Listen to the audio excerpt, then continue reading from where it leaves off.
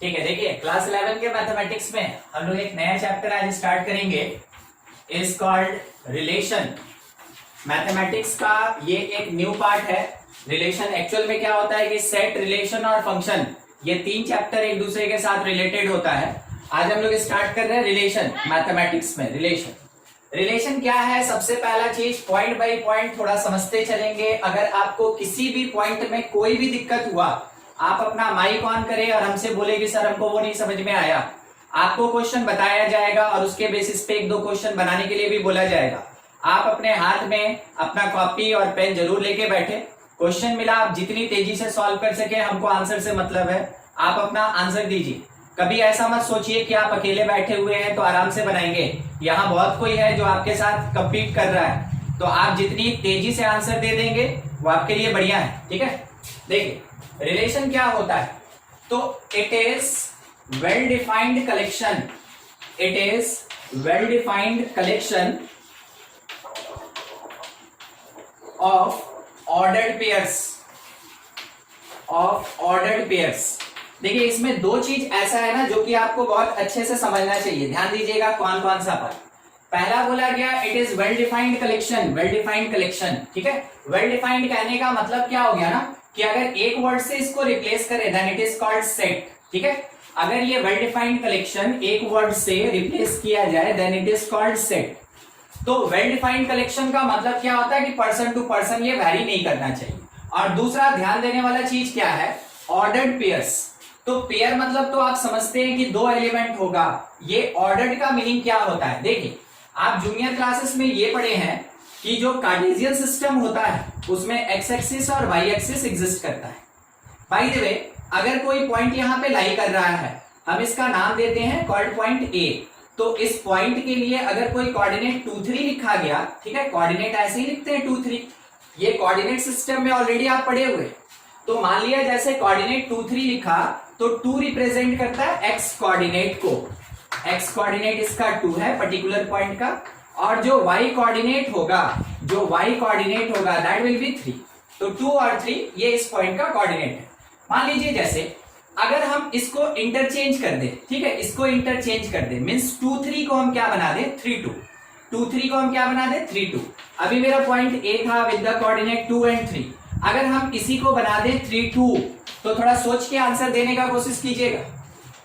ये जो पॉइंट 2 3 का लोकेशन है और ये जो पॉइंट 3 2 का लोकेशन होगा, क्या दोनों का लोकेशन सेम होगा या डिफरेंट होगा?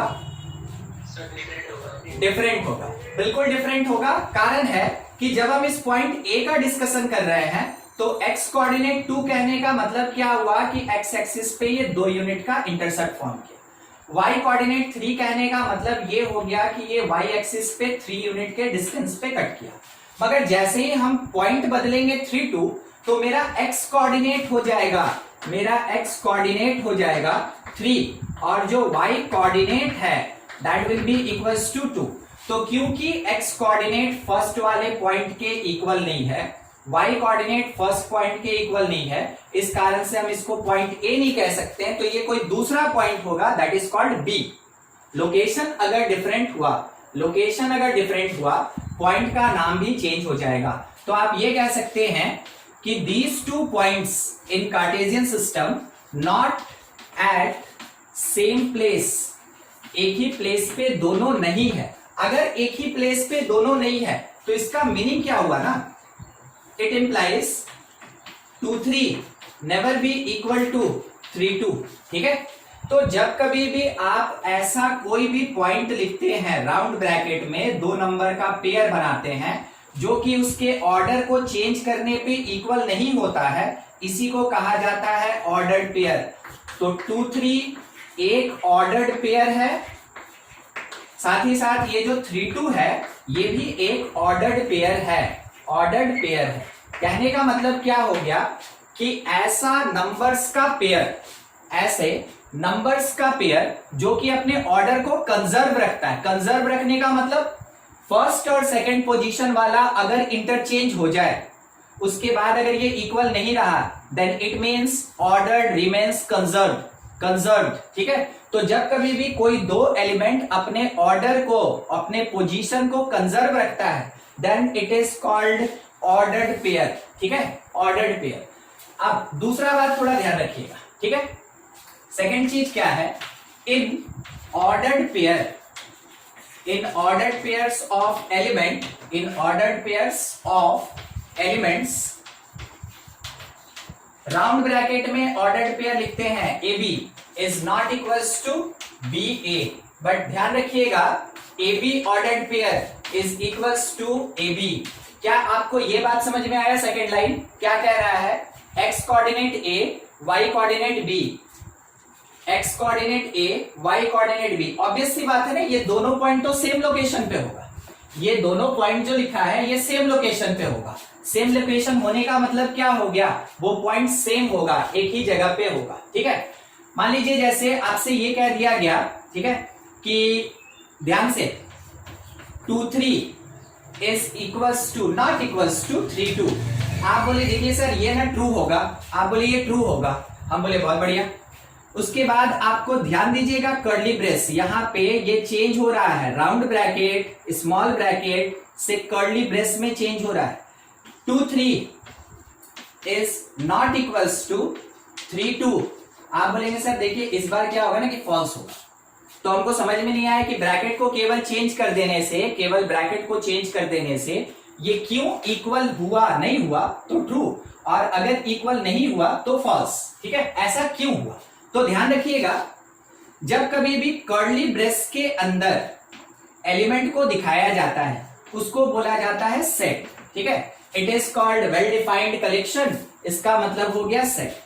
जब भी राउंड ब्रैकेट में रिप्रेजेंट करेंगे वैसे केस में उसको बोला जाता है ऑर्डर्ड पेयर। तो आपको इस ब्रैकेट का खास करके ध्यान रखना है, क्योंकि अगर ब्रैकेट के बेसिस पे आप गलती कर गए तो फिर आपका क्वेश्चन गलत हो जाएगा। तो क्या ध्यान रखेंगे, round bracket means ordered pair, curly brace का मतलब सेट। अब इसी के बेसिस पे थोड़ा सोच के आंसर देने का कोशिश कीजिएगा, ठीक है। देखिए क्या लिखा हुआ है एक नंबर में कि curly brace of 2 -5 that is equals to curly brace of -5 2। बोलिए ट्रू की फॉल्स? ट्रू, क्योंकि ये सेट है, क्योंकि ये सेट है वैसे केस में दिस स्टेटमेंट इज ट्रू। अच्छा सेकंड नंबर ध्यान दीजिएगा, ठीक है, क्या लिखा है, कर्ली ब्रेस में 2 5 is equals to round bracket में 2 5। बोलिए ट्रू की फॉल्स?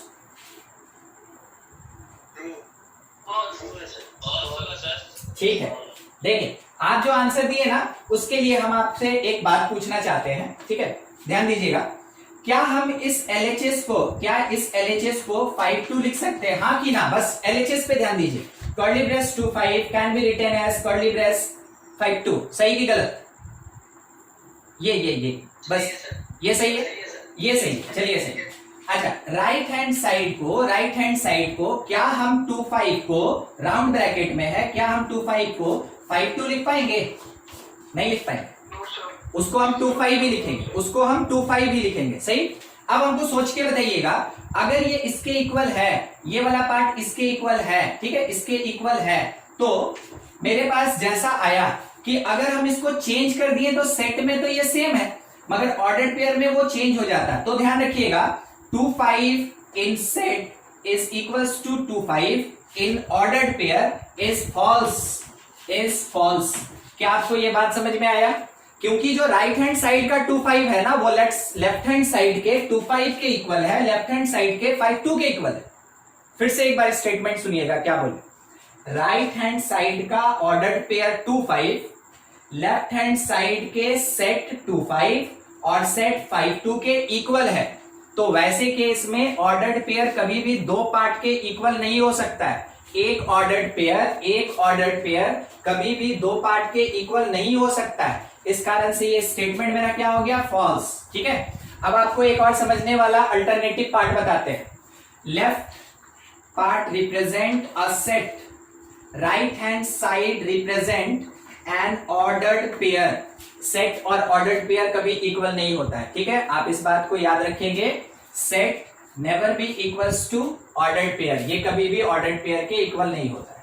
तो ये एक छोटा सा इंट्रोडक्शन है रिलेशन से रिलेटेड। दो बात पे अभी खास करके हम लोग ध्यान दिए, वेल डिफाइंड कलेक्शन होना चाहिए जिसको एक वर्ड में सेट बोलेंगे हम लोग, और दूसरा ऑर्डर्ड पेयर होना चाहिए। ऑर्डर्ड पेयर का मतलब क्या होता है कि कभी भी ordered pair A B B A के इक्वल नहीं होता है। ठीक है, आप इसको नोट कर ले, स्क्रीनशॉट ले लें, फिर हम आगे बढ़े। कुछ डाउट है तो कोई पूछ सकता है हमसे। देखिए थोड़ा सा डिस्कशन को आगे बढ़ाते हैं। ठीक है, रिलेशन क्या होता है, तो हम लोग अभी देख रहे थे कि जो रिलेशन होता है वो एक टाइप का कलेक्शन होता है। किस चीज का? ऑर्डर्ड पेयर का। तो देखिए लिखा कैसे जाता है वो तो देख लिए, लिखा कैसे जाता है। Relation R is equals to curly brace में 1 2 3 4 5 6 ऐसे करके। ठीक है, अब इसका मीनिंग समझिएगा। लिखते ऐसे ही है रिलेशन को हम लोग, इसका मीनिंग समझिएगा। इसका मीनिंग पहला क्या हुआ ना कि दिस रिलेशन नेम्ड आर। इसका नाम क्या है? आर। कोई जरूरी नहीं है कि आर होगा, वो R1 R2 R3 S P Q कुछ भी हो सकता है। ठीक है, इसका मतलब हुआ कि किसी भी एक रिलेशन को हम लोग कैपिटल लेटर से डिनोट करते हैं, किसी भी रिलेशन को कैपिटल लेटर से डिनोट करते हैं। दूसरा बात ये ध्यान रखिएगा कि it contain 1 1 2 3, it contain 3 ordered pairs. इसके पास 3 ऑर्डर्ड पेयर्स है। ठीक है, उसके बाद थर्ड आप ये ध्यान में रखेंगे कि क्योंकि ये कर्ली ब्रेस में लिखा हुआ है तो एक्चुअल में ये जो रिलेशन है, क्योंकि कर्ली ब्रेस में लिखा हुआ है तो relation is a set. Relation क्या होता है? ये एक सेट होता है। अब फोर्थ पॉइंट ध्यान रखिएगा। अगर आपसे ये पूछ दिया कि बताओ एन आर, इसका मीनिंग क्या होता है ना, सुनिएगा। Number of elements, number of ordered pairs, number of elements मतलब number of ordered pairs in relation R that will be equals to counted here 3, already count करके रखे हैं। n R का मतलब हो गया number of ordered pair in relation R that will be equals to 3। दूसरा एक और चीज ध्यान रखेंगे आप, फिफ्थ नंबर देखिएगा 1 2 लिखा है तो उसको लिखा जाता है 1 रिलेटेड टू 2। ठीक है, 1 related to 2 it means 1 2 belongs to relation R. किसी भी नोटेशन में कोई दिक्कत हुआ आप तुरंत हमसे पूछे सर वो नहीं समझ में आया, ऐसा कुछ भी। ठीक है, 1 रिलेट, हाँ एक बार हम थोड़ा रिपीट कर दें फिर हम सुनते हैं। 1 related to 2 by the condition 1 2 ordered pair belongs to relation R. हाँ बोलिए, कोई कुछ बोल रहा था। नहीं सर, पॉइंट में दिक्कत था। ठीक है सर, अब ठीक है ना, इसलिए हम रिपीट कर दिए एक बार। ठीक है, अच्छा अगर हम इस 3 4 को दिखाना चाहें हम क्या लिखेंगे? 3 रिलेटेड टू 4, 3 रिलेटेड टू 4। जो फर्स्ट पोजीशन है वो लेफ्ट में रहेगा, जो सेकंड पोजीशन है वो राइट में रहेगा। It means this implies, it means 3 4 belongs to relation R. ठीक है, वैसे ही 5 related to 6 implies 5 6 ordered pair belongs to relation R. ठीक है, देखिए ये एक लाइन का रिलेशन था, इसका क्या मीनिंग होता है वो 5 पॉइंट में हम आपके सामने दिखा दिए। मतलब क्या हुआ ना कि जब क्वेश्चन आएगा आप जब तक उसका मीनिंग नहीं समझेंगे कि कौन सा टर्म क्या कह रहा है तब तक क्वेश्चन आगे हायर तरीके से सॉल्व नहीं हो पाता है। बेसिक है, स्टार्टिंग में चल रहे हैं, एकदम सीखेंगे कि हाँ रिलेशन क्या होता है, कैसे बिहेव करता है, कैसे ट्रीट होता है। ठीक है, और धीरे धीरे करके हम लोग इसमें थोड़ा हायर कॉन्सेप्ट्स पे आगे बढ़ेंगे। चलिए यहां तक आपको क्लियर है ये बात कि एक रिलेशन से हम क्या क्या कंक्लूजन निकाल सकते हैं। अब आपको हम थोड़ा सिखाते हैं कि रिलेशन का फॉर्मेशन कैसे किया जाता है। ठीक है, रिलेशन का फॉर्मेशन कैसे किया जाता है वो देखिएगा।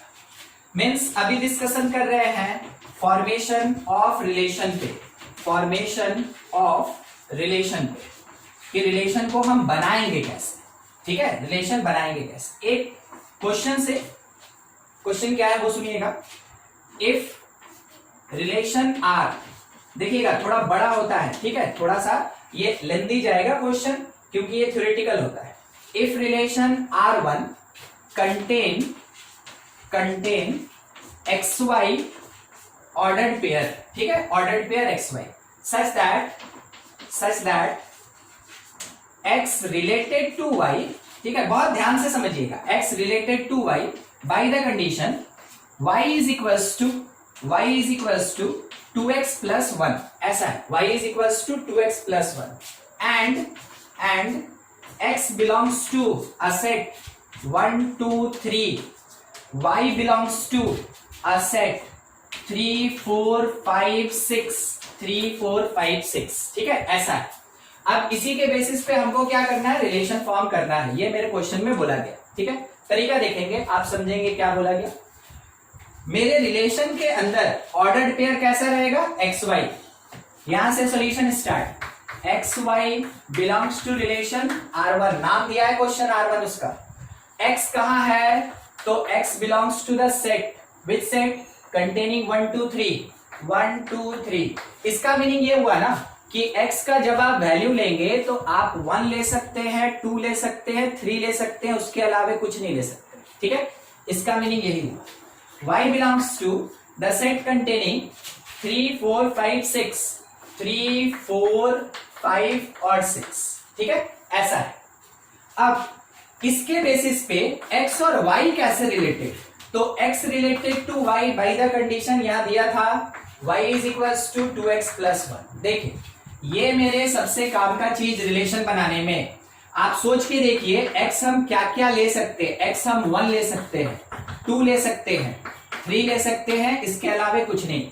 अगर हम x का वैल्यू यहाँ 1 पुट किए, बहुत ध्यान से समझिएगा, x का वैल्यू यहाँ पे 1 पुट कर दिए तो y निकल के मेरे सामने आया 2 प्लस 1 3। अगर हम x का वैल्यू 2 रख दिए, यहाँ पे x का वैल्यू 2 रख दिए, देन इट इज 5।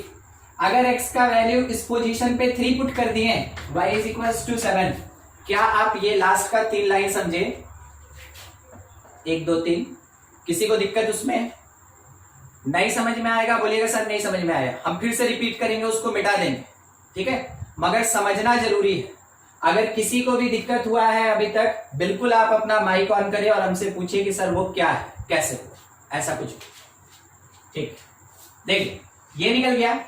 अब ध्यान देना कहां पे है कि y3 तो इसके अंदर है, ठीक है, y का वैल्यू 5 भी इसके अंदर है, मगर क्या y का वैल्यू 7 इस वाले सेट में है, नहीं, तो it does not belongs to the set, जो दिया गया सेट है उससे 7 बिलोंग नहीं करता है, ठीक है। जैसे आप इक्वल टू बोलते हैं और नॉट इक्वल टू बोलते हैं, वैसे ही इसको बिलोंग्स टू बोलते हैं और इसको नॉट बिलोंग्स टू बोलते हैं, क्योंकि y मेरे सेकंड सेट में नहीं है, y equals to 7 second set में नहीं है, इस कारण से इसका ऑर्डर्ड पेयर नहीं बनेगा, ये ऑर्डर्ड पेयर नहीं बनाएगा, does not form ordered pair, ये ऑर्डर्ड पेयर नहीं बनाएगा, ठीक है। तो अगर ये नहीं बनाया तो कौन कौन बनाया, ये दोनों बनाया। देखिए रिलेशन R1 कैसे लिख रहे हैं, थोड़ा समझेंगे।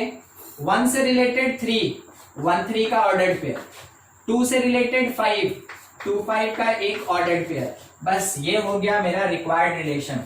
It is the required relation according to question. जो क्वेश्चन में डेटा दिया गया था उसके हिसाब से हम रिलेशन फाइंड किए तो वो हमको ये मिला। अब इस रिलेशन में मेरे पास ऑर्डर्ड पेयर कितना, इस रिलेशन में मेरे पास 2 ऑर्डर्ड पेयर है, ठीक है, 2 ऑर्डर्ड पेयर है, 1 3 का और 2 5 का। देखिए ये था एक एग्जांपल, इस पे अभी बहुत सारा केस बनेगा, अभी इस पे बहुत डिस्कशन होगा।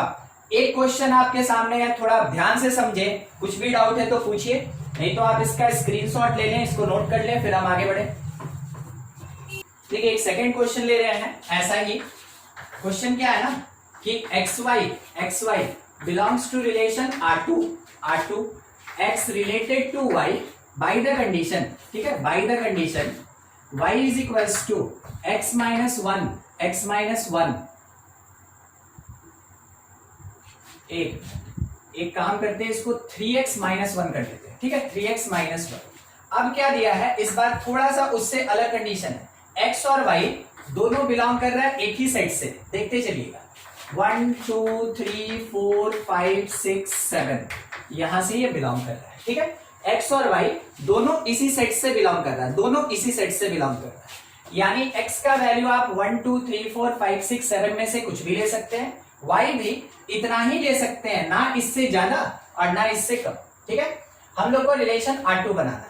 बनाने का तरीका सबसे पहले x का पॉसिबल वैल्यू 1, x का पॉसिबल वैल्यू 1, उसके अकॉर्डिंग y कैलकुलेट करेंगे, यहां पुट करेंगे 1, ये मेरे सबसे काम का चीज है। इसमें यहां 1 पुट किए, कितना मिला 2, देखिए 2 बिलोंग कर गया, ठीक है। x का वैल्यू 2 लिए, y कितना आएगा 5, x का वैल्यू 3 लिए, आप सॉल्व कर लें, सिंपल सा कैलकुलेशन है, ठीक है, इट इज 8। देखिए बस यहीं पे रुकना है हमको। It does not belongs to the set. क्या आप ये 3 पार्ट समझे ध्यान से? अगर आपको कुछ भी दिक्कत हुआ तो आप पूछें। आपको ये समझना होगा, एक और क्वेश्चन बनाएंगे उसके बाद फिर देंगे आपको थोड़ा बनाने के लिए, ठीक है। तो कुछ भी दिक्कत हो तो आप पूछे, तब तो समझेंगे ना, और नहीं है दिक्कत तो कोई बात नहीं, मेरा काम है पूछना आपसे 2-3 बार कि हाँ समझे कि नहीं समझे, ठीक है। चलिए, कोई आवाज नहीं, मीन्स क्लियर। फिर से एक बार, नहीं सुन पाए?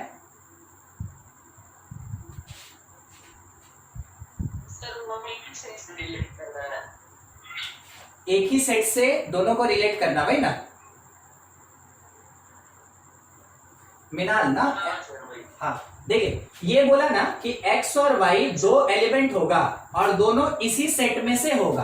अगर हम इसी को चाहते तो 2 लाइन में क्या लिखते वो भी दिखा देते हैं आपको कि x belongs to this set, और उसके साथ एडिशनल लिखते हैं y बिलोंग्स टू फिर से यही सेट। तो 1 2 3 4 5 6 7 ऐसे। तो होता क्या है ना कि जब आपके पास क्वेश्चन आता है, एक्चुअल में आपके एग्जामिनेशन का क्वेश्चन आता है, तो उसमें ऐसे आइडेंटिकल 2 अलग अलग नहीं लिखा रहेगा, लिखा रहेगा दोनों एक साथ। और इससे पहले जो हम लिखे थे कि x and y belongs to the set, बिल्कुल वैसा ही स्टेटमेंट ही होता है। तो आपको उसी तरीके से समझना होगा। उसके कहने का मीनिंग यही है कि x belongs to set starting from 1 to 7, y belongs to the set starting from 1 ended to 7। इसका मीनिंग वही हुआ, इससे पहले जो लिखे थे ना उसका मीनिंग यही हुआ कि दोनों इसी सेट से बिलोंग करेंगे। तो क्योंकि 8 मेरे इस सेट से बिलोंग नहीं कर रहा है, हम यहाँ पे स्टॉप कर जाएंगे, ठीक है, यहाँ स्टॉप कर जाएंगे। तो रिलेशन R2 जो होगा, इसमें एक ऑर्डर्ड पेयर 1 2 का मिलेगा और दूसरा ऑर्डर्ड पेयर 2 5 का मिलेगा, ठीक है, 2 5 का मिलेगा। बस यही हो गया मेरे पास रिलेशन। तो number of elements in relation R2 that will be equals to 2। 4 नहीं लिखेंगे 2, क्योंकि ये पूछ रहा है कि कितना ऑर्डर्ड पेयर, तो काउंटेड एज 1 सेकेंड, ठीक है, फर्स्ट एंड सेकेंड, केवल कितना ऑर्डर्ड पेयर 2। देखिए इसी में एक एडिशनल क्वेश्चन ले रहे हैं, ध्यान से देखिएगा, ठीक है, इसी में एक एडिशनल क्वेश्चन ले रहे हैं, थोड़ा ध्यान से। क्या करना क्या है ना कि अगर बोल दिया कि yx belongs to relation R3, yx belongs to relation R3, बाकी सब कंडीशन यही है, ठीक है। क्या बदल दिया? ऑर्डर्ड पेयर बदल दिया। कैसे बदला? स्टार्टिंग क्वेश्चन बोला कि xy बिलोंग्स टू R2, तो x को पहले और y को सेकंड पोजीशन पे लिखे। दूसरा क्वेश्चन क्या बोला? yx बिलोंग्स टू R3, यानी कि y का जो वैल्यू आया है वो फर्स्ट पोजीशन पे और x का जो वैल्यू आया है वो सेकंड पोजीशन पे, और कोई चेंज नहीं, बस पोजीशन चेंज होगा, उसके कारण रिलेशन बदल जाएगा। देखिएगा R3 देखिए, y पहले x बाद में, y पहले x बाद में क्या लिखेंगे? 2 1 लिखेंगे, 2 1 ऑर्डर पे। y पहले x बाद में क्या लिखेंगे? 5 2, ये ऑर्डर्ड पेयर, ठीक है। क्या आप इन दोनों में कंपेयर करके हमको बता सकते हैं कि R2 और R3 सेम रिलेशन है कि डिफरेंट रिलेशन है? कोई भी क्या है? बोल। डिफरेंट रिलेशन है। अभी हम लोग उसी पे बात कर रहे थे ना कि 1 2 ऑर्डर्ड पेयर कभी 2 1 के बराबर नहीं होता है, 2 5 ऑर्डर्ड पेयर कभी 5 2 के बराबर नहीं होगा। तो different ordered pair means different relation. ये जो R2 और R3 है आर डिफरेंट रिलेशन, ये दोनों डिफरेंट रिलेशन होता है, ये कोई सेम रिलेशन नहीं है, ये आइडेंटिकल रिलेशन नहीं है। मगर आप ध्यान से देखें ना तो आपको एक बात समझ में आएगा कि जो number of element in R2 है that will be equals to the number of element in R3। ये स्टेटमेंट मेरा एग्जिस्ट कर रहा है। तो नंबर ऑफ एलिमेंट सेम है, number of ordered pair same है, मगर एग्जैक्टली वो ऑर्डर्ड पेयर्स आइडेंटिकल नहीं है। अगर आइडेंटिकल नहीं है, तो R2 और R3 both are different relations, ठीक है।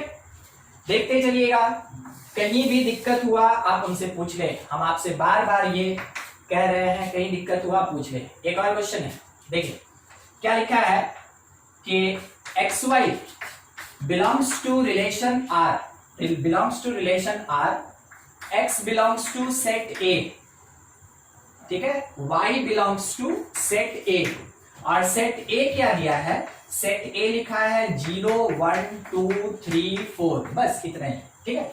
और क्या कंडीशन दिया है, x related to y by the condition x greater than equals to y, ठीक है। आप वो समझते हैं ग्रेटर देन इक्वल टू, या तो x y से बड़ा होगा और नहीं तो x y के इक्वल होगा, दोनों चलेगा। आइदर और का केस है, जैसे अगर हम बोले 2 ग्रेटर देन इक्वल्स टू 3, आप बोलिएगा नहीं सर, देखिए क्या होता है ना कि 2 ग्रेटर देन, सॉरी आप बोलिएगा ये ऐसा नहीं होता है सर, ये होता है ऐसा, आप बोलिएगा। तो हम आपसे पूछेंगे क्या ये स्टेटमेंट ट्रू है, आप बोलिएगा नहीं सर, देखिए ये स्टेटमेंट फॉल्स है। हम आपसे पूछेंगे ये स्टेटमेंट ट्रू है, आप बोलिएगा हाँ सर ये ट्रू, ठीक है। दूसरा चीज, अगर कोई आपसे बोल दे 7 ग्रेटर देन इक्वल्स टू 5, आप क्या बोलिएगा, ट्रू की फॉल्स, सोच के बोलिए, ट्रू की फॉल्स। ट्रू, देखिए कोई ट्रू बोला वो भी सही, ठीक है। और कोई अगर ऐसे पूछ दिया तो ध्यान से समझने वाला चीज है, बोथ स्टेटमेंट्स आर ट्रू, तो दोनों ट्रू कैसे हो गया, दोनों ट्रू कैसे हो गया, देखिएगा। हाँ 7 greater than 5, 7 greater than 5 true, 7 equal to 7 true. तो ग्रेटर देन इक्वल टू दोनों में से अगर एक कंडीशन भी फुलफिल हुआ देन स्टेटमेंट इज ट्रू, ठीक है, स्टेटमेंट इज ट्रू। ये बात हम आपको इसलिए बताएं कि जब ग्रेटर देन इक्वल टू रहेगा तो बड़ा भी लेंगे और बराबर भी लेंगे, बड़ा भी लेंगे और बराबर भी लेंगे। अब इसके साथ थोड़ा सोचना स्टार्ट कर दीजिए, क्योंकि आंसर अभी आएगा अपने पास। रिलेशन जब हम आर लिखेंगे, हमको ज्यादा कुछ नहीं सोचना है, हमको फर्स्ट पोजीशन पे x लिखना है, सेकंड पोजीशन पे y। हम देखें 0, 0 क्या किसी भी नंबर से बड़ा या बराबर है, किसी भी नंबर से बड़ा या बराबर है, हाँ कि ना, कोशिश कीजिए, कोशिश कीजिए। नहीं, मगर बराबर तो है। अभी अभी बोले थे अगर x ग्रेटर देन y नहीं हो पा रहा है तो x at least equal to y होना चाहिए ना। देखिए इसको हम फिर से आपके समझने के लिए लिख रहे हैं, या तो x ग्रेटर देन y होना चाहिए या फिर x इक्वल टू y होना चाहिए। इसका मीनिंग हुआ या तो ग्रेटर होना चाहिए या फिर इक्वल होना चाहिए। 0 0 के बराबर तो है, सेकंड वाला फुलफिल, ये ऑर्डर्ड पेयर होगा, ठीक है। अच्छा 0 का और कुछ नहीं होगा। अब 1 is greater than 0 and 1 is equal to 1। फिर से 2 इज ग्रेटर देन 0, समझते चलिएगा, ठीक है। अब आपको आंसर नहीं देना, आप बस पॉइंट देखते चलिए, ठीक है, हर एक ऑर्डर्ड पेयर। और अगर दिक्कत हो आप हमसे पूछें 2 is greater than 1, 2 equal to 2। 3 का बात करें, 3 greater than 0, 3 greater than 1, 3 greater than 2, 3 equal to 3। 4 का बात करें, 4 greater than 0, 4 greater than 1, 4 greater than 2, 4 greater than 3। आपको ये बात रिपीट करना है जो आपके पास क्वेश्चन में दे दिया, एंड 4 इक्वल्स टू 4। देखिए ये हुआ मेरा रिलेशन, इतना बड़ा, वो तो डिपेंड कर रहा है ना कितना बड़ा होगा कितना छोटा होगा, वो डिपेंड कर रहा है आपके पास क्या कंडीशन दिया हुआ है, ठीक है। आपको उसी के अकॉर्डिंग काम करना है। तो number of elements in relation अगर पूछ दे 1 2 3 4 5 6 7 8 9 10 11 12 13 14 15, ये कितना आया, 15 आया। हाँ, किसी का कोई क्रॉस क्वेश्चन है आप बिल्कुल हमसे कर सकते हैं, नहीं तो आप इसको नोट करें, अगले क्वेश्चन में आगे बढ़ा जाए। सर मैं फिर से समझा देता हूं। ये वाला ना, यही पूछ रहे हैं ना कोई भी, यस सर। हाँ ठीक है, ठीक। देखिए सबसे पहले हम किसको लेके चले ना, x is equals to 0, x is equals to 0। अब क्या बोला कि x या तो ग्रेटर होना चाहिए y से या फिर इक्वल होना चाहिए y से। तो x का वैल्यू 0 और y का वैल्यू 0 लिया, तो दोनों में से सोच के जवाब दीजिएगा थोड़ा, दोनों में से कौन सा कंडीशन फुलफिल हुआ, फर्स्ट की सेकंड, यहाँ पे कौन सा कंडीशन, सेकंड। सेकंड कंडीशन मेरा फुलफिल हुआ। अगर सेकंड कंडीशन भी फुलफिल हो गया तो इसका एक ऑर्डर्ड पेयर बन जाएगा, हम बना दें। ठीक है, दूसरा देखिए, दूसरा अब 3 का बात करते हैं, ठीक ना। x इज इक्वल्स टू 3, तो x इक्वल्स टू 3 है, y equal to 0, x equal to 3 है, y equal to 1, x equal to 3 है, y equals to 2, x equals to 3 है, y इक्वल्स टू 3। देखिए इसमें क्या होगा ना कि 3 इज ग्रेटर देन 0, सेटिस्फाइड। इसमें क्या होगा, 3 इज ग्रेटर देन 1, सेटिस्फाइड। यहां पे आएगा 3 ग्रेटर देन 2, फिर से यही सेटिस्फाइड। और यहां क्या आया, 3 इक्वल टू 3, सेकेंड वाला सेटिस्फाइड। 4 चीज, ठीक है, 4 पार्ट जो भी आया, ये जो 4 पार्ट मेरे पास 3 से रिलेटेड जो भी आया, फर्स्ट में था 3 ग्रेटर देन 0, बोला गया था x ग्रेटर देन y लेंगे, सही। 3 ग्रेटर देन 1, 3 ग्रेटर देन 2। तो स्टार्टिंग का जो 3 कंडीशन है, स्टार्टिंग का जो 3 कंडीशन है वो इसको फुलफिल कर रहा है, और लास्ट वाला जो एक कंडीशन है वो इस सेकेंड वाले पार्ट को फुलफिल कर रहा है। तो हमको क्या लेना देना है कि फर्स्ट वाले को फुलफिल कर रहा है कि सेकेंड वाले को। हमको मतलब है दोनों में से किसी एक कंडीशन को फुलफिल किया तो मेरा ऑर्डर्ड पेयर होगा, दोनों में से किसी एक कंडीशन को फुलफिल किया मेरा ऑर्डर्ड पेयर होगा। स्टार्टिंग का 3 पार्ट, फर्स्ट कंडीशन को फुलफिल किया मेरा ऑर्डर्ड पेयर होगा, लास्ट वाला पार्ट सेकंड कंडीशन को फुलफिल किया मेरा ऑर्डर्ड पेयर होगा। ठीक है, आपको ध्यान क्या रखना है कि क्वेश्चन क्या बोला। तो क्वेश्चन ये बोल रहा है, क्वेश्चन ये बोल रहा है यहां पे क्वेश्चन बोल रहा है x ग्रेटर देन और इक्वल टू, तो या तो ग्रेटर होगा तो भी मेरा आंसर, इक्वल होगा तो भी मेरा आंसर। ठीक है, और देखिए समझ में आया जिनको डाउट हुआ था, और किसी को कुछ डाउट है तो पूछ लीजिए, नहीं तो आप इसका स्क्रीनशॉट ले लेना। ठीक है, फिर हम आगे बढ़े। देखिए आपके लिए क्वेश्चन दे रहे हैं, ट्राई करेंगे, ठीक है, ताकि आपको समझ में आए कि हाँ रिलेशन हमको थोड़ा सा समझ में आया कि नहीं आया। ठीक है, एक क्वेश्चन आपके लिए है, रिलेशन में एक्स वाई ऑर्डर्ड पेयर होना चाहिए, रिलेशन R4 से बिलोंग करेगा, उसके साथ में x बिलोंग कर रहा है सेट A से जिसके अंदर एलिमेंट है 0 to 4। ठीक है, 0 to 4। y बिलोंग कर रहा है B सेट से जिसके अंदर एलिमेंट क्या लिखा हुआ है, -1/3, -1/2, 1/2, -3/2 और 3/2। ठीक है, इतना लिखा हुआ है y b में।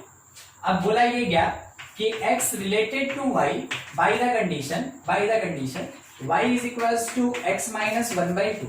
y किसके बराबर, x में से जब 1 सब्ट्रैक्ट करेंगे बाई 2 उसके बराबर। आपको बताना है रिलेशन R4 में कौन कौन सा ऑर्डर्ड पेयर होगा और कितना ऑर्डर्ड पेयर होगा। ठीक है, अगर किसी को क्वेश्चन देखने में दिक्कत हो रहा है आप हमसे पूछ सकते हैं कि सर वो क्या लिखा है, समझने में दिक्कत हो रहा है तो भी पूछ सकते हैं। अगर सब क्लियर है, आप जितनी जल्दी हमको आंसर दे दें उतना बढ़िया। सेट बी लिखा है -1/3। हम एक बार इसको थोड़ा बड़ा बड़ा भी लिख दे और बोलते भी चलेंगे। देखिए क्या लिखा है वो, -1/3, -1/2, 1/2, 3/2 और -3/2। ठीक है, 3/2 और -3/2 ये लिखा है सेट बी। बनाइए।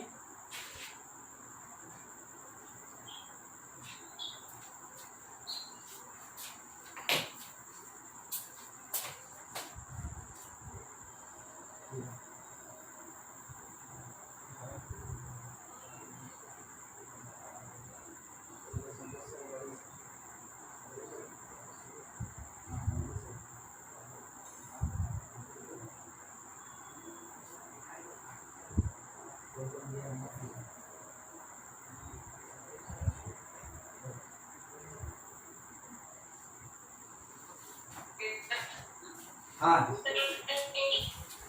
ठीक है, देखिए आप आंसर दिए, ठीक है, आप आंसर दिए, हमको जहां तक उम्मीद है आपका आंसर शायद आया होगा, मिलाते चलिएगा मेरे साथ, ठीक है।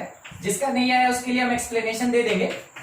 0 - 2 आया, फिर उसके बाद 2 1/2 आया, और उसके साथ में 4 3/2 आया, ये आपका आंसर आया होगा, correct? Yes sir, yes sir. चलिए ठीक, जिसका आ गया बहुत बढ़िया, जिसका नहीं आ सका ना उसको हम ऐसे नहीं छोड़ सकते हैं, ध्यान दीजिएगा, समझिएगा थोड़ा। सबसे पहला चीज x हम क्या ले सकते हैं, तो x हम ले सकते हैं 0। अगर हम x 0 ले सकते हैं तो y कितना निकलेगा, y निकलेगा यहां से, तो x के जगह 0 पुट कर दिए, इट इज 0 - 1/2, इट मींस -1/2, तो 0 और -1/2 का एक ऑर्डर्ड पेयर बन गया, ठीक है।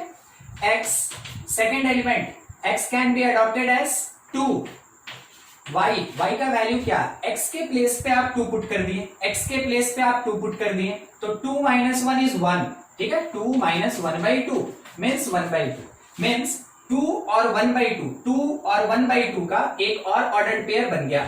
थर्ड वन, x का वैल्यू हम लोग 4 ले सकते हैं, 4, तो y जब निकालेंगे तो यहां x पुट करेंगे, इट इज 4 - 1/2 मींस 3/2, इसका मीनिंग हुआ कि 4 और 3/2 का एक और ऑर्डर्ड पेयर बनेगा, 4 और 3/2 का एक और ऑर्डर्ड पेयर बनेगा, बस इतना ही ऑर्डर्ड पेयर बनेगा। क्यों, कैसे पता चला इतना ही बनेगा, क्योंकि ध्यान से अगर आप देखें ना, x आपका खत्म हो चुका है, x आपका सारा खत्म हो चुका है, जितना दिया था सब खत्म हो गया, अब उसके आगे वैल्यू आप नहीं ले सकते हैं, खुद से कुछ भी नहीं लिखना है, जितना क्वेश्चन में दिया रहेगा उसी के बेसिस पे बनाना है।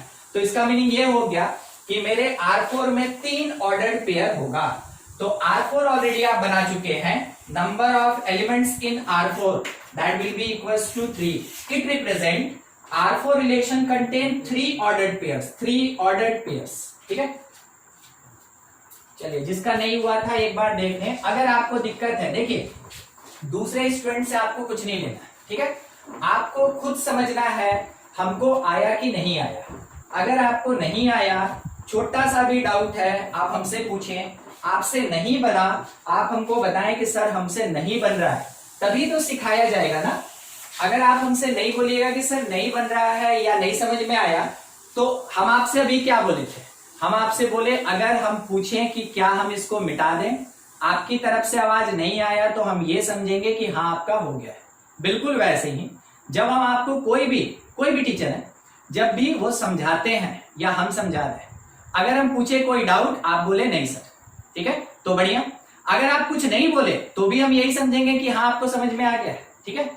चलिए बढ़िया, समझते चलिएगा 10 से 11 आ गया है, आपका दिमाग बढ़ गया है। क्वेश्चन क्या लिखा है ना कि x equals to 2y, x is equals to 2y, ध्यान से, when x belongs to 0 2 4 6, y belongs to -1 0 1 2 4, xy ordered pair belongs to relation R, ठीक है, रिलेशन R फाइंड करना है हमको, रिलेशन R फाइंड करना है। एक क्वेश्चन, उसके बाद हम लोग थोड़ा आगे बढ़ेंगे, देखेंगे, फिर से एक बार रिलेशन के फॉर्मेशन में आएंगे। बोल क्या रहा है ना कि x निकालेंगे, किसका वैल्यू पुट करेंगे, y का पुट करेंगे, ठीक है, या फिर आप ऐसे अपने बनाने के लिए y इज इक्वल्स टू क्या x/2 नहीं लिख सकते हैं, ये जो दिया है अगर हम उसको चाहें तो अपने से सॉल्व करके y इक्वल्स टू x/2 लिख सकते हैं। अब एक ही बात हुआ ना, ये दोनों एक ही बात कह रहा है, क्योंकि हमको y सेकंड पोजीशन पे चाहिए, इसलिए हम y निकालिए इन टर्म्स ऑफ x। हम x क्या ले सकते हैं, हम x का वैल्यू ले सकते हैं 0। वैसे केस में जब हम x के जगह 0 पुट करेंगे, y आएगा 0/2 मींस 0, ठीक है। अगर हम x का वैल्यू 2 ले लें तो y मेरे पास मिलेगा 2/2 मींस 1, ठीक है। x का वैल्यू अगर थर्ड x का वैल्यू 4 ले लें तो y हमको मिलेगा 4/2 मींस 2, ठीक है। x अगर 6 लिया गया तो y हमको मिला 6/2 मींस 3, क्या आप इसके बारे में कोई कमेंट देना चाहेंगे? नहीं तो बाई का सेट नहीं है सर। हाँ, यहां देखना चाहिए। ठीक है, आपसे जैसे हम पूछे कि क्या आप इसके बारे में कुछ कहना चाहेंगे, तो जो आंसर देना था दे दिए। अगर किसी को नहीं पता चला कि क्या बोले हम इसके बारे में, तो आपको ये सेट देखना चाहिए, ये सेट देखना चाहिए। क्या इस सेट में 3 आपको दिख रहा है? नहीं है, तो it does not belongs to the set. और जब भी बिलोंग नहीं करेगा सेट से, यानी इसका ऑर्डर्ड पेयर नहीं बनेगा, इसका ऑर्डर्ड पेयर नहीं बनेगा। तो मेरे पास कितना ऑर्डर्ड पेयर बनेगा? 3। हम क्या लिखेंगे? Relation R contain ordered pair of 0 0, ordered pair of 2 1, ordered pair of 4 2, ordered pair of 4 2। बस हमको इतना ही काम करना है। जबकि number of elements in the relation that will be equals to 1 2 3, 3 ordered pair, it is equals to 3, it is. ठीक है, देख लीजिए, कुछ डाउट है तो पूछा जाए, नहीं तो फिर आगे अब बढ़ेंगे। ऐसे ही आता है रिलेशन का फॉर्मेशन करना, और रिलेशन क्लास 11 में भी है, क्लास 12 में भी है। 11 में जो रिलेशन है हम लोग उतना ही पार्ट पढ़ेंगे, और उसमें सबसे ज्यादा इंपॉर्टेंट पार्ट यही है। ठीक है, फॉर्मेशन ऑफ रिलेशन। हो गया स्क्रीनशॉट? देखिए, नेक्स्ट कॉन्सेप्ट जो है उस पर डील कर रहे हैं, that is equality. It is equality of ordered pairs, equality of ordered pairs. ये क्या कहना चाहता है ना, ये कहना चाहता है कि आप ऑर्डर्ड पेयर्स को इक्वल कीजिए।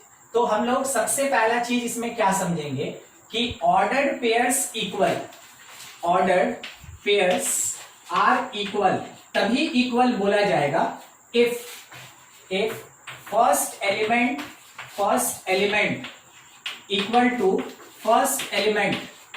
2 देगा ना, इक्वालिटी बात करेगा तो कितना ऑर्डर्ड पेयर देगा? 2। तो 2 ऑर्डर्ड पेयर में एक का जो फर्स्ट पोजीशन का एलिमेंट है दूसरे के फर्स्ट पोजीशन के एलिमेंट के इक्वल होना चाहिए, and second position element of one ordered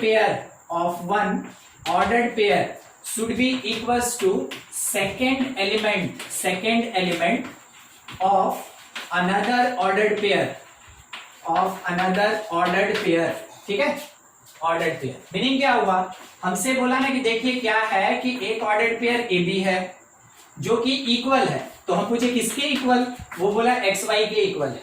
एक ऑर्डर्ड पेयर ए बी का, एक ऑर्डर्ड पेयर एक्स वाई का, बोला दोनों ऑर्डर्ड पेयर इक्वल है। ठीक है, ये दिया है ऑर्डर्ड पेयर्स आर इक्वल, ये दिया है।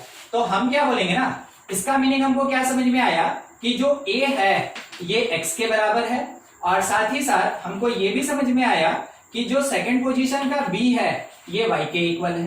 देखिए बहुत छोटा सा बात है, मगर क्वेश्चंस को बनवाएगा और इसमें क्वेश्चन थोड़ा लेंथी भी हो सकता है, आप उसके लिए तैयार करें। ठीक है, आप शायद ये चीज समझ गए होंगे। अगर 2 ऑर्डर्ड पेयर इक्वल दिया, फर्स्ट पोजीशन का एलिमेंट फर्स्ट के बराबर, सेकंड पोजीशन का एलिमेंट सेकंड के इक्वल होता है। हमको बस इतना ही याद रखना है। ठीक है, तो क्वेश्चन कैसे पूछेगा? देखिए क्वेश्चन पूछेगा इफ, ये वाला ठीक, बोला गया ordered pairs are equal. Equality के लिए कम से कम 2 ऑर्डर्ड पेयर होना चाहिए, तो बोला कि वो दोनों ऑर्डर्ड पेयर इक्वल होगा। कब इक्वल होगा? If first element equals to first element of another ordered pair. यहां क्या लिखा है ना, पूरा लाइन इसका ये बनेगा जैसे हम सेकंड में लिखे, फर्स्ट ऑर्डर्ड पेयर का first element second ordered pair के फर्स्ट एलिमेंट के बराबर होगा। साथ ही साथ second element of one ordered pair, जो सेकंड एलिमेंट होगा एक ऑर्डर्ड पेयर का, that will be equals to the second element of another ordered pair. मेरे पास one ordered pair, another ordered pair, first के बराबर, सेकंड के बराबर, बस वही चीज लिखा है यहाँ पे। ठीक है, जो यहाँ नोटेशन में लिखे ना उसी को यहाँ स्टेटमेंट में लिखे। मैथमेटिक्स में ना आपको स्टेटमेंट भी थोड़ा सा याद रखना पड़ेगा, क्योंकि वो क्या करेगा, डिक्लेरेशन देगा, वो आपको कंडीशन देगा। इसलिए हम इस स्टेटमेंट में लिखाते हैं, अदरवाइज मेन आपको ध्यान रखना है यहाँ पे, आप समझे? ठीक है, बढ़ते हैं। देखिए क्या बोला, एक ऑर्डर्ड पेयर है, if ordered pair of 2x plus y comma 3 that will be equals to 2 comma x minus y, ऐसा। तो बोला फाइंड कीजिए, find x and y, find x and y। देखिए एक एलिमेंट 2x प्लस वाई, दूसरा element 3, एक ordered pair equals to एक element 2 है और दूसरा एलिमेंट x माइनस वाई है। कह रहा है दोनों ऑर्डर्ड पेयर इक्वल है, तो हमसे पूछा कि अननोन xy क्या होगा। हम सोचे यहां तो इक्वालिटी ऑफ ऑर्डर्ड पेयर्स लग गया, तो हम पढ़े क्या थे, हम पढ़े थे कि जो मेरे फर्स्ट पोजीशन का एलिमेंट है it is complete 2x plus y, जो फर्स्ट प्लेस का एलिमेंट है वो फर्स्ट प्लेस के बराबर होगा, इक्वल्स टू 2। ठीक है, उसके बाद जो सेकंड प्लेस का एलिमेंट है वो सेकंड प्लेस के एलिमेंट के बराबर होगा, यानी x minus y equals to 3 is linear equation 2। दो लीनियर इक्वेशन है, पहले से पढ़ते आ रहे हैं कि लीनियर इक्वेशन कैसे सॉल्व करते हैं, बस वही तरीका हमको इसको सॉल्व करना है। देखिए सॉल्व करने में आपको जो मेथड सुटेबल लगे आप उससे कर सकते हैं, बहुत आराम से। अगर 1 और 2 को ऐड कर देना केवल, तो आपको सॉल्व होता हुआ दिखेगा। 2x plus y that is equals to 2, x minus y is equals to 3। आप सिंपली ऐड कर दें, minus y plus y cancel, 2x plus x is 3x, 2 plus 3 is 5, x का वैल्यू क्या आया 5/3, x निकल गया 5/3। ठीक है, अगर हमको y निकालना है तो किसी भी इक्वेशन में पुट कर लें, तो पुट इन इक्वेशन नंबर 2, हम सेकंड में पुट कर रहे हैं, सॉल्व करना आसान रहेगा। ठीक है, तो यहां से x माइनस वाई का वैल्यू कितना है, सॉरी x का वैल्यू ही तो 5/3 है, minus y that is equals to 3। यहां से अगर हम y निकाल लें तो ये उधर गया ये इधर आया, कितना बन गया -4/3, एकदम करेक्ट आंसर है आपका। देखिए ये दो चीज x और y, ये x और y हम लोग ऑर्डर्ड पेयर के इक्वालिटी के बेसिस पे कैलकुलेट कर लिए। अब आप बिल्कुल तैयार रहिएगा, छोटा सा बात है, पहले ही बोले छोटा सा बात है, मगर क्वाड्रेटिक भी दे सकता है, क्यूबिक भी दे सकता है, आपको रूट्स निकालना पड़ेगा, उसके लिए आप मेंटली तैयार रहें। ठीक है, एक क्वेश्चन देखिएगा, जैसा अभी बात बोले ना उसी के बेसिस पे एक और एग्जांपल हो रहा है, बिल्कुल इक्वालिटी ऑफ ऑर्डर्ड पेयर्स पे। क्वेश्चन में बोला इफ x² plus 2 comma 5 is equals to 6 comma 2x minus 1। ध्यान से देखिएगा, कुछ हो सकता है डिफरेंट आंसर भी आए। बोला गया कि फाइंड कीजिए थोड़ा x क्या होगा। हाँ, हम क्या किए, ऑर्डर्ड पेयर इक्वल देखें तो पहले लिखें कि x², यहां से मेरा सॉल्यूशन स्टार्ट है। ठीक है, x² plus 2 is equals to 6, कोई बात नहीं, फर्स्ट वाला एलिमेंट फर्स्ट के बराबर, तो x² 4 हो गया, तो यहां से हमको x का वैल्यू मिला +-2।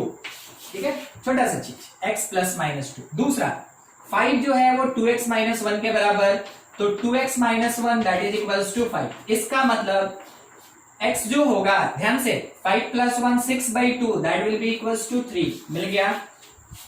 कोई हमको बता सकता है आंसर क्या ले, हम आपसे पूछते हैं, हम आपको ऑप्शन देते हैं। ठीक है, या तो हम x लिख देना कि +-2 और 3 सब होगा, या हम लिख दें कि x नहीं होगा, मतलब डज नॉट एग्जिस्ट। सोच के बताइए दोनों में से क्या होगा। हम सब निकाल दिए, बस हम आपसे कंफर्मेशन चाहते हैं आपके आंसर में। ठीक है, बस बोले थे ना इस क्वेश्चन में कुछ नया मिल जाएगा आपको।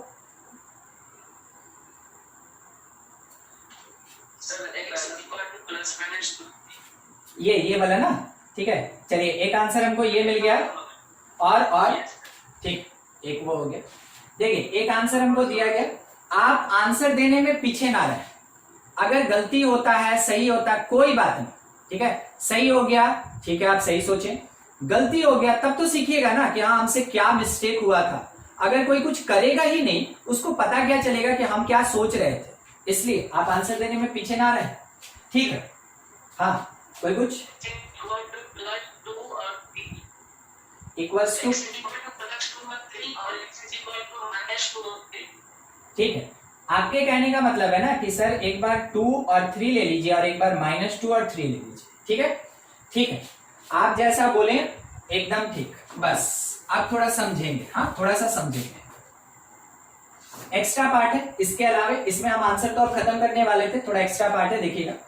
अगर हम x का वैल्यू 2 ले लें, ठीक है, छोटा छोटा हर एक पॉइंट पे डिस्कस करके हम आपको समझाएंगे कि क्यों हम लास्ट में ऐसा आंसर देने वाले, ठीक है? देखिएगा, अगर हम x का वैल्यू 2 ले लें, x का वैल्यू 2 ले लें, आप यहां पुट कीजिए, इट इज 4 + 2 6, 6 और 6 बराबर, यहां पे 2 ले लिए तो 4 - 1 3। देखिएगा हम कहां बात कर रहे हैं, x का वैल्यू +2 लेके क्या ये दोनों पार्ट इक्वल हो रहा है, हाँ कि ना?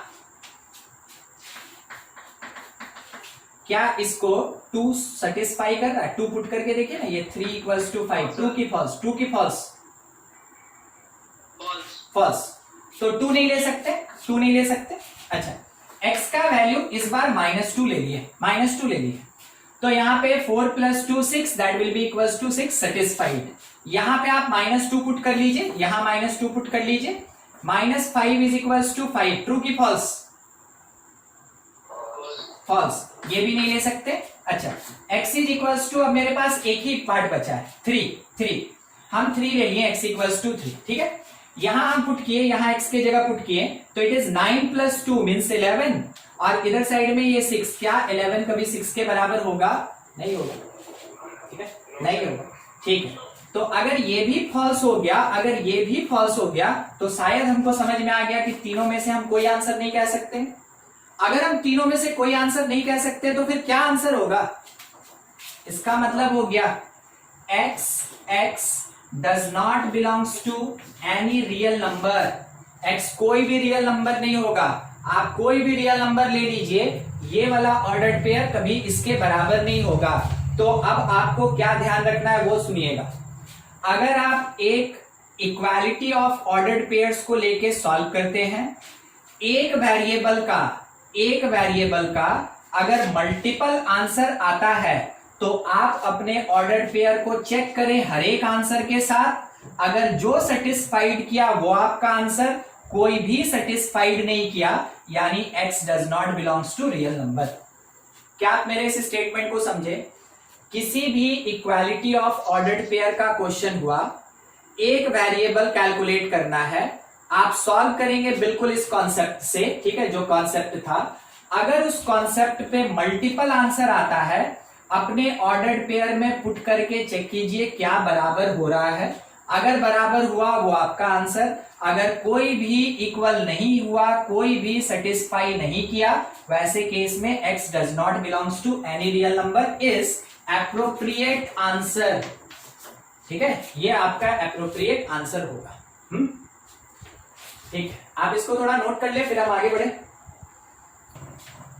आपके लिए क्वेश्चन है बिल्कुल इसी पे, ठीक है, सॉल्व करेंगे। ऑर्डर्ड पेयर में क्या लिखा है वो देखिएगा, x - 1/2, 5 that will be equals to 2x + 1, 5 बोला गया। फाइंड कीजिए थोड़ा x क्या होगा, फाइंड x। एक मिनट, हम यहाँ पे, हाँ ठीक है, फाइंड x, बस इतना ही सॉल्व कीजिए। x का वैल्यू निकालिए, जल्दी जल्दी बनाइए, ठीक है, इंतजार मत कीजिए किसी चीज का।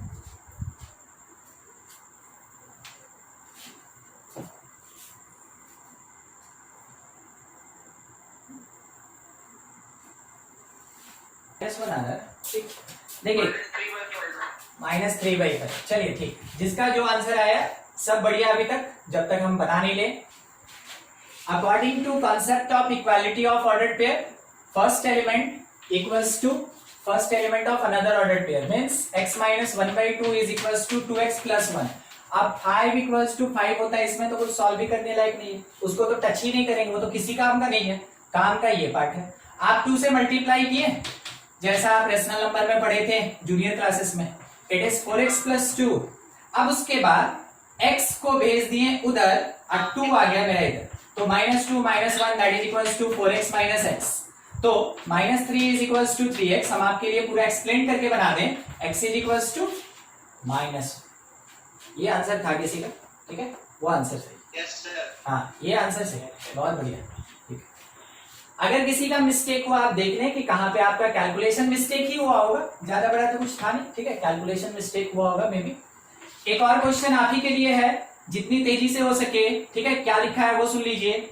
x minus 1 plus y by 2 comma 3 is equals to 2x plus y by 2 comma sorry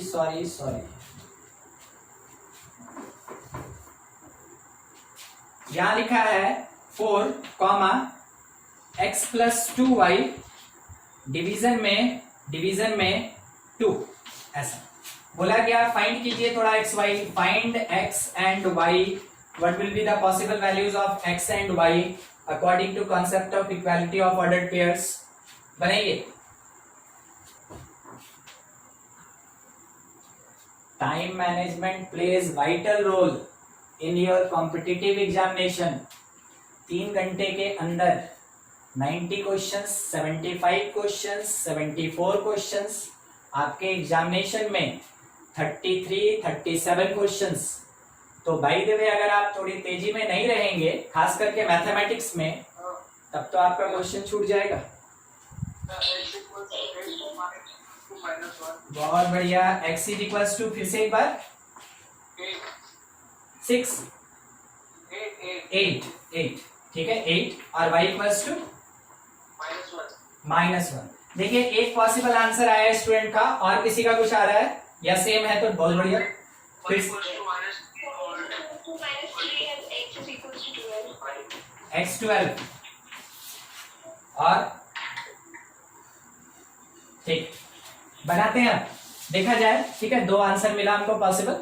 first part equals to 4, तो x minus 1 plus y division में 2, that will be equals to 4। थोड़ा सॉल्व करके it is x minus 1 plus y equals to 8। हम लिख दिए x plus y is equals to 9। क्या गलती की? तो मेरा फर्स्ट इक्वेशन हो गया, ठीक है। Second 3 is x plus 2y by 2, तो x plus 2y by 2 is equals to 3। क्या करना चाहिए? इसको भेजना चाहिए हमको यहाँ पे, तो x plus 2y is equals to 6। Equation number 2 solve करना है फर्स्ट और सेकंड को। बहुत आसानी से सॉल्व करने के लिए आप सिंपल 2 माइनस 1 कर लें, आपको दिख जाएगा 2 माइनस 1, x कट गया, 2y minus y is y is equals to 6 minus 9 is -3, ठीक है।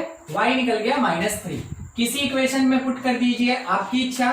तो हम अभी इक्वेशन नंबर 1 में पुट कर रहे हैं। Put in equation number 1। ध्यान से, x y के जगह -3 इज इक्वल्स टू 9, तो x का वैल्यू मिल गया 12। तो पॉसिबल आंसर x 12 और y -3, ये वाला सही हो गया। इसमें थोड़ा मिस्टेक हो गया, चलिए देख लीजिए कहाँ मिस्टेक हुआ, आप उसको ठीक कर ले, ठीक है। ठीक है, क्वाड्रेटिक आप जानते हैं, क्वाड्रेटिक का रूट्स निकालना आपको आता है? नहीं, ठीक, चलिए ठीक है। तो थोड़ा सा हम क्वाड्रेटिक के बेसिस पे दे रहे हैं। अगर कोई भूल गए होंगे या आपको नहीं आएगा, आप फ्रैंक रहिए, एकदम बी फ्रैंक, हमसे पूछ लीजिए कि सर हमको है ना थोड़ा याद नहीं आ रहा है अभी, तो हम क्वेश्चन बनाना है तो कैसे बनाए, ठीक है। हम आपको बिल्कुल हिंट देंगे, क्योंकि अभी हमको आपको परफॉर्म करवाना है, हमको अभी सिखाना है। ऐसा नहीं कि हम आपका टेस्ट ले रहे हैं कि जाओ नहीं बताएंगे, ठीक है, वैसे थोड़ी होगा। हम आपको जब अभी बताएंगे तो आप अभी अप्लाई कीजिएगा, तब ना आपसे अभी का कॉन्सेप्ट क्लियर होगा। तो अगर किसी को दिक्कत हुआ आप बिल्कुल पूछ ले, जिनको नहीं दिक्कत है, जिनको सब आता है, याद है, आप बिल्कुल इसको बनाएंगे क्वेश्चन को, ठीक है। देखिए क्वेश्चन इसी पे है। क्वेश्चन में क्या लिखा? 2x square plus 3x minus 1 comma 3 equals to थोड़ा सोच लेते हैं हम,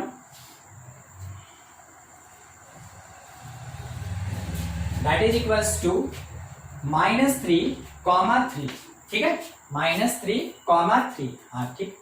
तो बोला गया, एक मिनट, -2, ठीक है, -2, -3 बोला गया फाइंड x का वैल्यू क्या होगा बताइए। -1 और -1/2। एक आंसर मिला x इज इक्वल्स टू -1 और -1/2। देखिए एक आंसर मिला, और किसी का कुछ आंसर तो आप बोले। सेम है, चलिए ठीक है, सेम बनाया जाए। ठीक है, अगर किसी को दिक्कत हुआ, आप नहीं पूछ पाए अगर, तो बनाया जाए। 2x square plus 3x minus 1, concept वही ना, कॉन्सेप्ट तो कुछ नया है ही नहीं, हमको तो बस अप्लाई करना है अलजेब्रा पे। ये मेरा फर्स्ट प्लेस का एलिमेंट है, जो फर्स्ट प्लेस के एलिमेंट के बराबर होगा। तो 2x square plus 3x minus 1 is equal to -2 हम लिख दिए। ठीक है, बस हमको यही सॉल्व करना है। -2 इधर आया, +2 बन गया, वो आप जानते हैं। 3x plus 1 is equal to 0, ये आया। हम देखें यहाँ पे कि a इंटू सी हमको 2 मिला, हम इसका मिडिल स्प्लिट कर लें आराम से, तो ये टूटेगा 2x प्लस x में, +1 इज इक्वल टू 0। हम लोग फैक्टराइज करना सीखे हैं, फर्स्ट 2 एलिमेंट में से 2x कॉमन ले, तो अंदर बच गया x प्लस 1।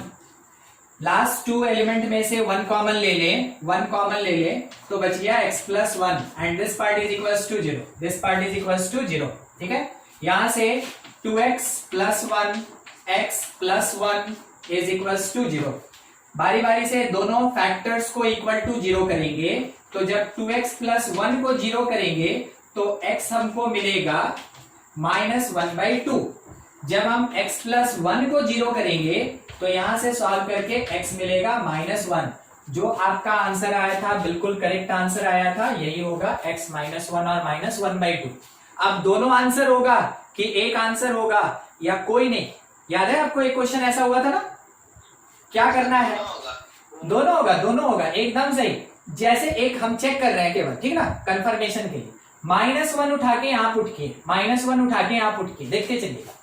2 इंटू 1 2, 2 - 3, 2 - 3 -1, -1 और -1 -2 बराबर हो गया, ये सेटिस्फाइड।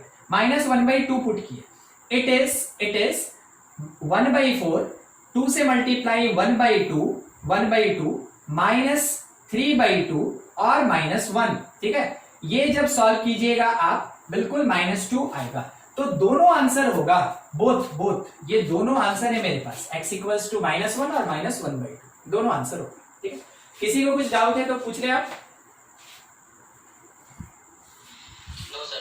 चलिए ठीक है, देखिए आपको एक चीज तो शायद ध्यान में होगा कि जब हम लोग फैक्टराइज करते हैं ना, हम आपको एक शॉर्टकट मेथड बताते हैं किसी चीज का। ठीक है, देखिएगा, ये वाला तो पहले का था, आप लिख लिए होंगे। हम आपको एक शॉर्टकट मेथड बताते हैं, कहां से कहां तक शॉर्टकट करेंगे वो समझिएगा। क्लास में बीच बीच में थोड़ा टिप ट्रिक चलता रहेगा, उससे क्या फायदा होगा कि आपको क्वेश्चन बनाने में थोड़ा हेल्प मिलेगा। देखिए, यहां से आगे का हम जो स्टेप लिखे हैं सब इग्नोर कर सकते हैं। किस तरीके से वो देखिए। अगर आप मिडिल स्प्लिट 3x का 2x और x में कर रहे हैं ना, 2x और x में कर रहे हैं, तो आप इसका बस कोफिशिएंट निकाल लीजिएगा। -2 -1 प्लस है तो आप क्या लिखेंगे? माइनस, और इसमें डिवाइड करेंगे 2 से, डिवाइड करेंगे 2 से। अब ये 2 कहां से ला दिए सर? अरे यहां लिखा था x स्क्वायर के आगे 2। देखिए, अब आप इसको एक बार सॉल्व करें तो आपको मिलेगा -1 और -1/2। क्या मेरा यही आंसर था? ठीक है, तो इसके आगे का जितना स्टेप है हम चाहे तो इग्नोर कर दें। हाँ बोलिए। सर, हाँ बोलिए। अगर वहां पे नेगेटिव में आया तो फिर? हम आपको दिखा रहे हैं ना, ये तो अभी हम समझाएं। ठीक है, हम एक और क्वेश्चन लेते हैं। ठीक है, आप ही लोग कोशिश कीजिएगा। ठीक, मान लीजिए x² लिखा है, इसके साथ -3x लिखा है और इसके साथ +2 इज इक्वल्स टू 0। कोई बताएगा ये कैसे टूटेगा? ऐसे टूटेगा क्या? आप ये समझे पहले, -3x को -2x -x में तोड़ सकते हैं, नहीं समझे? ठीक है सर। क्वाड्रेटिक का मिडिल स्प्लिट समझते हैं? क्वाड्रेटिक का middle split during factorization of quadratic equation. हाँ, तो ये जो पार्ट है -3x, इसको हम -2x और -x में तोड़ सकते हैं, तभी ना इसका प्रोडक्ट जो होगा। देखिए, -2 into -1 is equals to 2।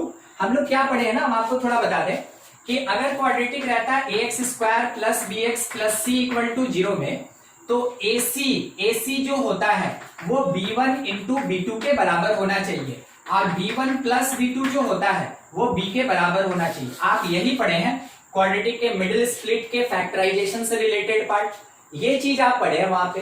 a और c का प्रोडक्ट मिडिल स्प्लिट के प्रोडक्ट के बराबर होना चाहिए। दूसरा, जो मिडिल का स्प्लिट होगा उसको ऐड करके वो x का कोफिशिएंट b के इक्वल होना चाहिए। हम वही काम किए ना। देखिए -3x को तोड़े -2 और -1 में, -2 -1 को मल्टीप्लाई करके कितना मिलेगा, 2 मिलेगा, बस वही स्प्लिट हुआ। अब इसी बात पे हम थोड़ा आगे बढ़ रहे हैं ताकि हम आपको ये शॉर्टकट तरीका समझा सकें, ठीक है। देखिए जब आप इसको तोड़ते हैं तो आप ऐसे लिखते हैं कि ax² plus b1x plus b2x प्लस c इज इक्वल्स टू 0, ठीक है, plus c is equals to 0। Answer आपका क्या आता है वो देखिएगा, x is equals to, answer क्या आता है वो देखिएगा, -b1/a और -b2/a। देखिए हम आपको जनरल तरीके से समझा दिए। अगर आपका क्वाड्रेटिक ऐसा है और आप मिडिल स्प्लिट कर रहे हैं b1 और b2 में, तो x is equals to -b1/a और -b2/a, ये आंसर होता है। आप इसी को अप्लाई कीजिए इस क्वेश्चन में। ये थोड़ा सा रिलेशन से हटके पार्ट है, थोड़ा ध्यान रखिएगा, रिलेशन से हटके पार्ट है। यहां पे अगर हम यहां x बताना चाहें तो नेगेटिव लेंगे मीन्स 2, नेगेटिव लेंगे मीन्स 1, और x² का कोफिशिएंट 1 है, डिवाइड करेंगे, कोई फायदा नहीं है। यानी इस क्वाड्रेटिक का रूट्स क्या मिला हमको, 2 और 1 मिला। थोड़ा इसी चीज को फिर आगे बढ़ा रहे हैं। आप इस सब का स्क्रीनशॉट पहले से लेके रखिएगा जैसे हम बीच से हट जाते हैं, ठीक है। देखिए आप खुद से हमको बताइएगा, x² -5x plus 6 equal to 0। आप सीधा हमको आंसर दीजिए, बोलिए जो बताते हैं। Sir -5x -1x। -5 -1 नहीं ना, ये टूटेगा 3 और 2 में। या सर ये, हाँ बोलिए बोलिए बोलिए। ये ऐसे टूटेगा, ऐसे टूटेगा। अब a का वैल्यू 1 होगा, b1 मेरा -3 होगा और b2 मेरा -2 होगा, तो मेरे पास x मिलेगा -b1/a यानी 3 -b2/a मतलब 2। देखिए ये हो गया एक शॉर्टकट मेथड जो कि आपका टाइम नहीं लेगा, तुरंत सॉल्व होगा, ठीक है, टाइम नहीं लेगा, तुरंत सॉल्व होगा। एडिशनल पार्ट है, क्वाड्रेटिक का पार्ट है, इसको रिलेशन से कोई लेना देना नहीं है, मगर रिलेशन में भी तो क्वाड्रेटिक से रिलेटेड कुछ पूछा जा सकता है। उस टाइम में अगर आप क्वाड्रेटिक का कोई शॉर्टकट जानेंगे तो आप अपना स्टेप बचा सकते हैं। देखिए उससे फायदा क्या हुआ ना, इसका एक स्प्लिट किए और स्प्लिट करके सीधा आंसर लिखे, स्प्लिट करके सीधा आंसर लिखे, बीच का मेरा टाइम बच गया। मेन टिप और ट्रिक्स जो होता है वो इसीलिए होता है, जो भी टिप्स और ट्रिक्स है वो इसीलिए होता है कि आपका कुछ स्टेप्स कम हो जाए, आपका कुछ टाइम बच जाए। तो क्वाड्रेटिक का ये कॉन्सेप्ट होता है। देखिए कॉन्सेप्ट यहां है, एप्लीकेशन 1 नंबर, 2 नंबर और यहां एक 3 नंबर, ठीक है। कुछ डाउट तो पूछा जाए।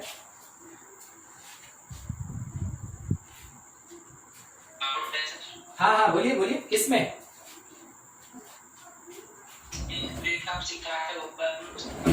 ये वाला यही ना, ये वाला। अच्छा ठीक, ये एक्चुअल में क्या है ना कि ये इस क्वाड्रेटिक को लेके बात कर रहे थे, ठीक है। हम थोड़ा इसको दिखाना चाहते हैं। देखिएगा ये जो पार्ट था सॉल्व करके यहां पहुंचे, तो क्वाड्रेटिक मेरे पास है 2x² plus 3x plus 1 is equals to 0। देखिए a जो है वो x² का कोफिशिएंट होता है मतलब 2, b जो है वो x का कोफिशिएंट होता है मतलब 3, और जो कांस्टेंट होता है इसको c कहते हैं, ठीक है। अब इसके हिसाब से हम इस b को कैसे तोड़े b1 प्लस b2 में, ताकि b1 इंटू b2 जो है वो ac हो जाए। ये मिडिल स्प्लिट का कॉन्सेप्ट है जो ऑलरेडी आप 9 और 10 क्लास में पढ़े हैं। मिडिल स्प्लिट का कॉन्सेप्ट है जो 9 और 10 क्लास में पढ़े हैं। तो देखिएगा, समझिएगा, इस b इक्वल्स टू 3 को अगर हम 2 प्लस 1 लिख दें तो b1 मिल गया और b2 मिल गया, और 2 इंटू 1 किसके बराबर, ए इंटू सी के बराबर हुआ। मिडिल स्प्लिट पढ़े हैं हाँ कि ना, पहले कंफर्म कीजिए। यस सर, पढ़ेंगे सर। ठीक, तो मिडिल स्प्लिट के कॉन्सेप्ट से ही हम इस 3 को तोड़ दिए 2+1 में। ठीक है, अब ये जो हमको मिला ना, तो ये था b, ये है b1 और ये है मेरा b2। तो हम आपको एक आंसर दिए कि अगर कभी ऐसा क्वाड्रेटिक होता है जिसमें कि आप मिडिल स्प्लिट ऑलरेडी कर चुके हैं, तो रूट्स जो होता है वो -b1/a और -b2/a होता है। -b1/a और -b2/a होता है। तो रूट x निकालें, -b1 तो -2/a आपको याद होगा इज -1 और -b2 मीन्स -1 और डिवीजन में a/2 लिखेंगे। तो वही चीज हम आपको बोले थे, वो हम थोड़ा बीच से बनाए थे ना। क्यों? यहाँ पे तो ऑलरेडी लिखा हुआ था, तो हम बस मिडिल स्प्लिट किए, वही मेरे काम का चीज था, बस उसी को तोड़ के हम यहाँ बनाए थे। ठीक है, अब क्लियर हुआ जिसको डाउट था? ठीक, चलिए ठीक है, आप इसको नोट कर लें। कुछ और दिक्कत किसी को भी, किसी अनदर स्टूडेंट को आप बिल्कुल पूछें कि सर हमको नहीं समझ में आया, ऐसा कुछ भी। ये कॉन्सेप्ट है क्वाड्रेटिक का, जिससे आप इजीली रूट फाइंड कर सकते हैं।